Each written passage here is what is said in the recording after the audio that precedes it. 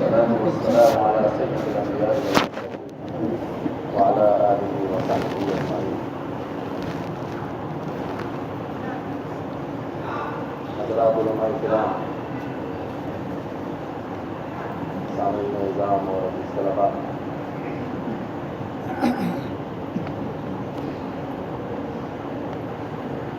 حبیب اسلام حضرت مولانا محمد سالم قاسمی صاحب نظر اللہ مقدہ کے حالات و کمالات پر، ان کی ہمجہت شخصیت پر،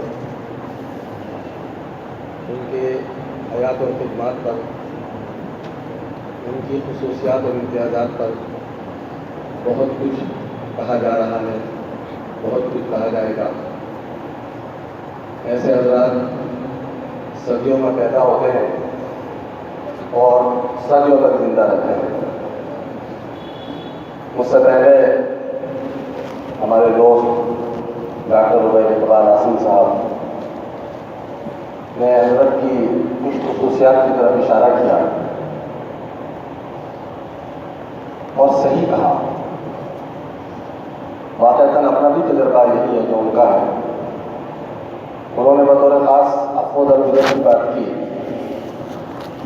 یہ موقع اس میں تفصیل میں جانے کا نہیں ہے، لیکن ان کے افود الگزر سے دیوبند میں اور دیوبند سے باہر جہاں جہاں بھی جماعت علماء دیوبند ہے، وہاں جو خوشگوار حالات پیدا ہوئے ہیں اور جو خوشگوار ماحول پیدا ہوا ہے، اس کا مشاہدہ سب نے کر لیا ہے اور الحمدللہ وہ خوشگوار ماحول آج تک قائم ہے۔ میں ایک اور خصوصیت کی طرف حضرت کی اشارہ کرنا چاہوں گا، اور وہ ہے استغنا، بے نیازی۔ مال و منال سے تو استغنا ہوتا ہی ہے، اس کے حضرات صوفیاء کرام کرتے ہیں، لیکن ایک ایسی چیز بھی ہے جس سے استغنا بہت مشکل، اور وہ ہے منصب اور عہدہ۔ لیکن میں نے حضرت کے یہاں دیکھا کہ عہدے اور منصب کافی زیادہ سے ملتا اور اس طریقے میں اس سلسلے میں دو واقعات پیش کرنا چاہوں گا، اور اس کے شاہد اور گواہ ہمارے محترم دوست مولانا سفیان قاسمی صاحب موجود ہیں۔ ان دو واقعوں کی 4 کردار تھے جن میں سے حضرت رخصت ہو گئے، لیکن 3 ابھی باقی ہیں۔ آپ کو یاد ہوگا کہ آج سے 10-11-12 سال پہلے جمعیت علماء میں اختلاف پیدا ہوا، 2 ٹکڑے ہوئے، اور اس کے نتیجے میں ایک بہت بڑی جنگ چھڑی۔ اس موقع پر جمعیت علماء کے بہت ہی ذمہ دار شخص کا فون میرے پاس آیا اور انہوں نے مجھ سے یہ کہا کہ آپ حضرت مولانا سالم قاسمی صاحب مدد اللہ علیہ، اس وقت تک مدد اللہ علیہ ہے، جائیں اور ان سے عرض کریں کہ ہم لوگوں نے یہ فیصلہ کیا ہے کہ ان کو امیر الہند بنایا جائے، امیر الہند بنایا جائے۔ یہ ایک بہت بڑا عہدہ ہے جمعیت علماء میں آج سکتا ہے۔ میں نے کہا کہ ٹھیک ہے، میں جاتا ہوں۔ اگرچہ مجھے یقین تھا کہ حضرت اس پیشکش کو فوراً مسترد کر دیں گے، لیکن چونکہ ان کا کہنا تھا اور مجھے جانا تھا، تو میں نے مولانا سفیان صاحب کو فون کیا اور ان سے کہا کہ مجھے حضرت سے بھی ملنا ہے، آپ وقت ہے تو آ جاؤ۔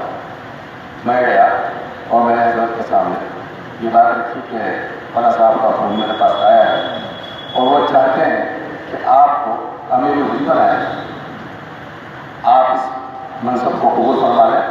اس سے ہو سکتا ہے کہ جمعیت علماء میں جو اس وقت خلفشار ہے اس کو کنٹرول کر لیا جائے، وہ قابو میں آ جائے۔ تو حضرت نے بہت اسی تعاون کیا، کہا کہ بھائی ہم لوگ اس جگہ میں نہیں پڑنا چاہتے۔ یہ تھا استغنا۔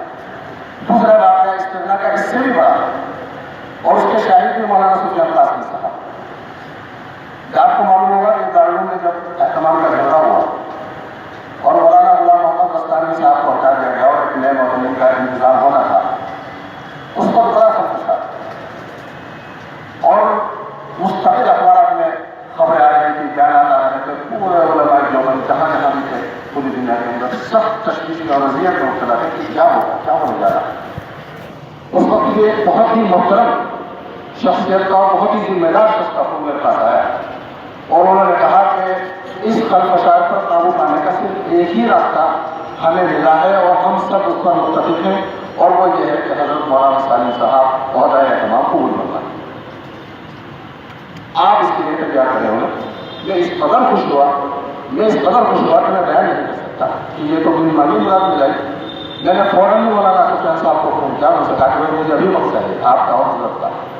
پہلے تو میں نے مولانا سفیان صاحب سے بات کی اور ان کو آمادہ کرنا چاہا، اور اس کے بعد میں ان دونوں حضرت کی خدمت میں حاضر ہوئے اور میں نے بہت ہی تفصیل کے ساتھ، بڑی تنقید کے ساتھ یہ ساری باتیں گوش گزار کی۔ حضرت نے فرمایا کہ نہ ہم نے اس عہدے کی پہلے طرف کی اور نہ طرف۔ تو یہ استغنا جو ہمارے اکابر میں تھا اور جس کا ہم نے حضرت میں بذات خود مشاہدہ کیا ہے، اس کو اب ہم نے ڈھونڈنے کی شاید نہ مل پائے۔ میں اس کی بات پر اپنی بات ختم کرتا ہوں۔